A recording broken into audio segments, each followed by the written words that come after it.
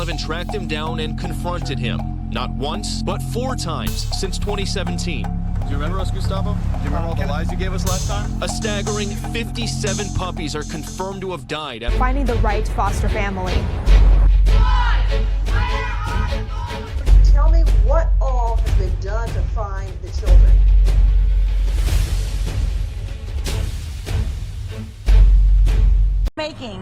Thank you guys for listening to me. Sherry Hayes was the first victim of sick puppy peddler Gustavo Gonzalez to ever come forward to Fox 11 in early 2017 after her puppy Lacey died. It was parvo, and I lost her 6 days after I purchased her. Now a full circle moment for her 4 years later as she was in court for Gonzalez's sentencing. I got to see him face to face. I got to tell him how it's damaged so many people and children, and not to mention how many dogs have suffered. She's joined by other victims of Gonzalez, including Sam Spenny, who holds the ashes of her puppy Kona. She always comes with me because I always promised to her that we would make it right,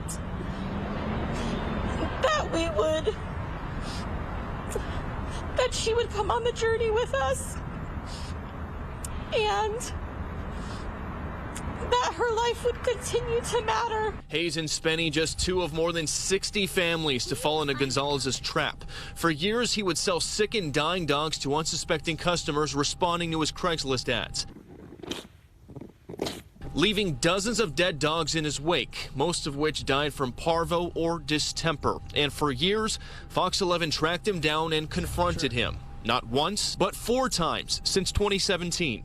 Do you remember us, Gustavo? Do you remember all the lies you gave us last time? A staggering 57 puppies are confirmed to have died after Gonzalez sold them.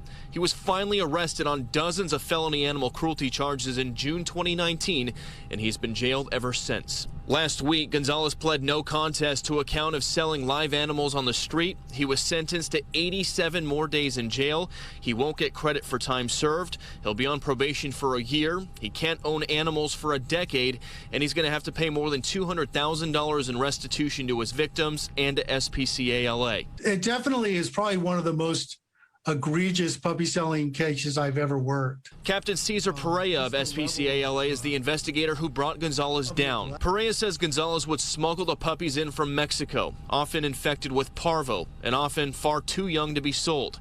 And when SPCA-LA raided his Downey house during his arrest, they found puppy corpses on the property. If a puppy became sick, he would put them in a crate and leave them out in his backyard, and eventually, you know, these puppies would deteriorate and eventually die. I think that was the most horrific part of it. It's like bittersweet, and I'm still angry at times, but we got justice. Carrie Grover had her heart broken in 2018 when Gonzalez sold her Raglan, a puppy that died of parvo just days after coming home. But now everything has come full circle for her.